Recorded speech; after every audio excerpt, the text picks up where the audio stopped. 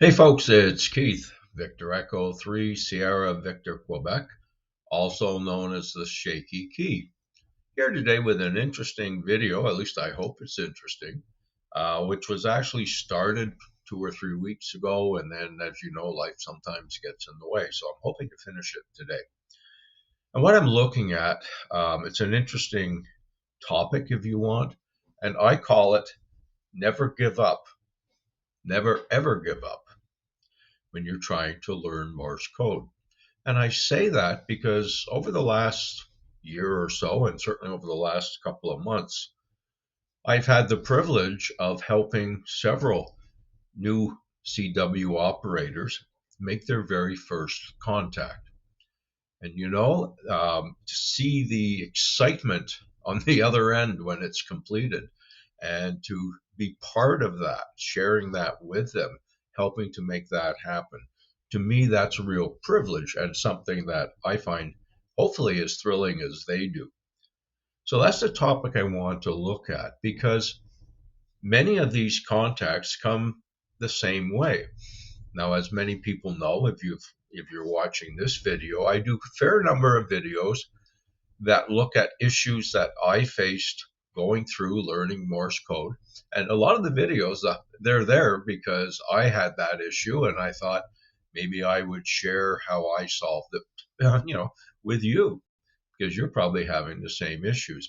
Many operators do. So part of this is how does this come about? This determination. And I've done a few in the last month where in talking, back and forth by email and so on with individuals, they tell me they've been doing this for 2, 3 years, studying Morse code, but they're not on the air. And of course, that flags for me an issue. Why aren't they on the air? What's preventing them from getting on the air? And in some cases, when I get those emails, my first question back is, how well do you know your letters, your numbers, and so on? And many times it will come back and say, well, they get them most of the time, but maybe 80%, 90%, but they're not getting perfect copy. So that in itself becomes an issue. How are organizations, clubs, whatever, teaching people that they have this feeling they've got to get perfect copy when they're on the air? Is it the individual setting an impossible standard for themselves? Is the individual who thinks they need to get 100% perfect copy. But in many cases, that is the issue that has held people back and kept them off the air. It's a very common answer when I say, well, why aren't you on the air at this point? And I will get back, I just can't copy good enough. And then you get into the discussion on how well and, that type of thing. So that's an issue for a lot of people who are studying Morse code. Another issue that I see that pops up very often, actually, I'm going to say probably 50% of the time, I'm not fast enough. So again, where is that coming from? That's a question veteran operators and so on should be asking themselves. Why is someone thinking they need to stay off the air because they're not fast enough?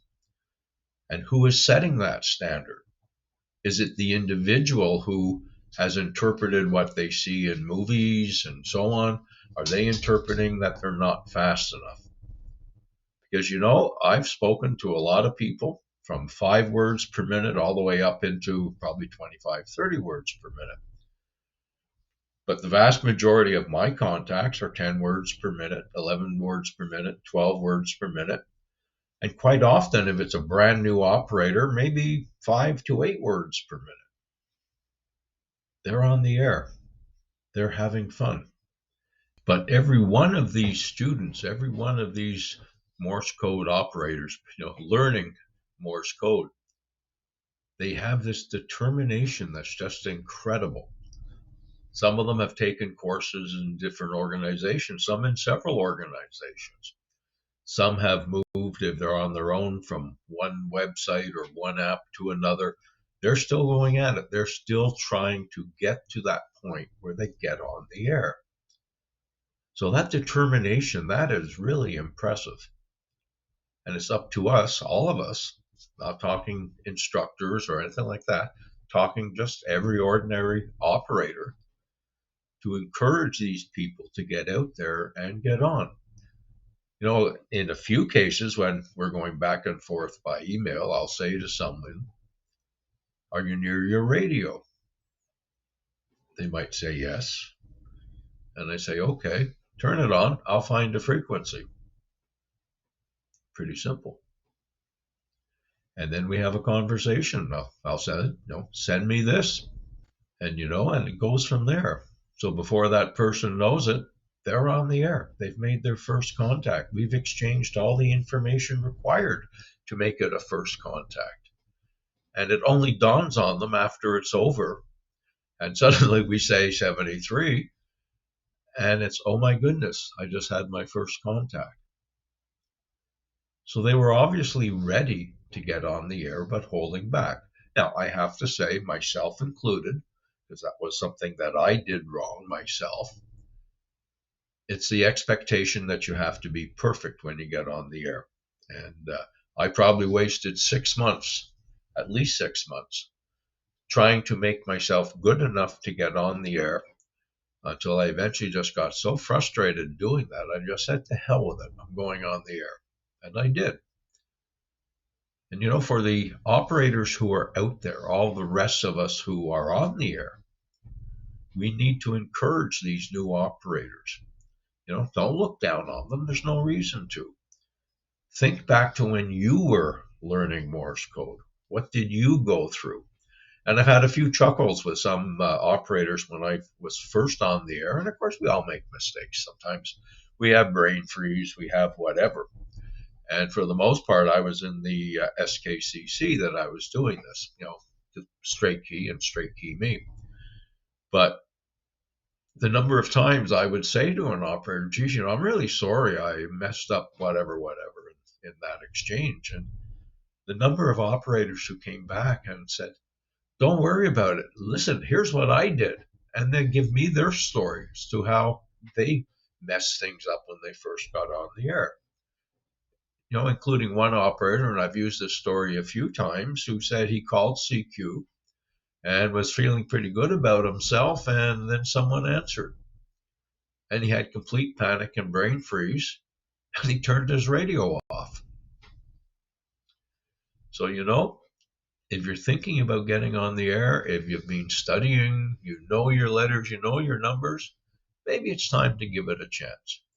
If you're with an organization and you're following along with an instructor, talk to your instructor. Does the instructor think it's time for you to do it?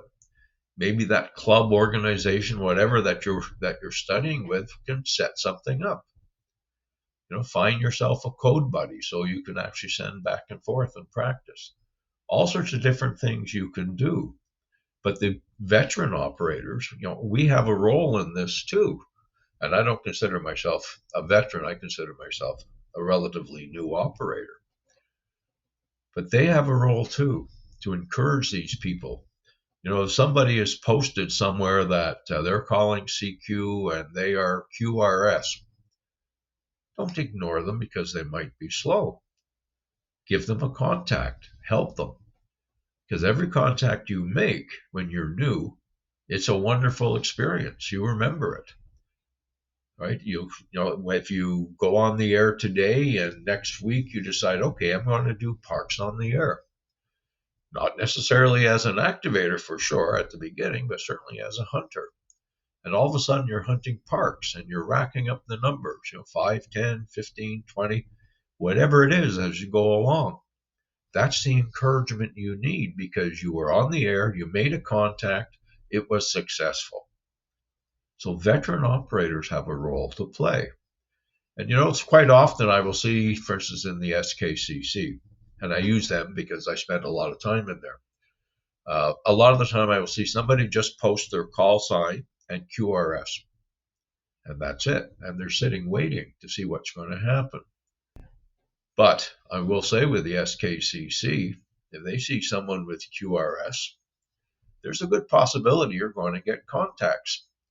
If you put beside your call sign, QRS, new to CW, looking for contacts, put that in and watch your screen start to light up. You will get contacts, all right. So, there are ways to do this too. There's two sides to the story. Both people have to take that step. The operators who've been around for a while have to certainly step up and help these new people out. And if you're new, you have to let people know you're new, because they will help. And this fear that so many operators have that the other guy is going to be so fast you won't be able to copy. Learn how to send QRS, please. And if the other operator won't slow down, do you have to talk to him? No, you don't. 73, no, TU 73. Did, and move on. But I find, certainly in my experience, the operators who've been around a while, even the ones who were very fast, went out of their way to slow down. Now, in some cases, because of whatever implement they're using, could be a bug, a cootie, whatever, it's hard for them to slow down to 10 words per minute. But what they do is they leave a bigger space. So the space between letters is a little bit bigger, and as the new operator, you can copy what they're sending you. You have that little extra time to think about it. So yes, talk to the veteran operators. And some of these veteran operators, they like the slower speeds. I had the privilege this past week of having a good contact with an individual who got his license and had to do the CW test 72 years ago. And he's been operating the entire time in Morse code. Think of that. 72 years of operating in Morse code. And when I looked him up, because he had asked if we could do a contact, when I looked him up, I thought, oh my goodness, what am I getting into here?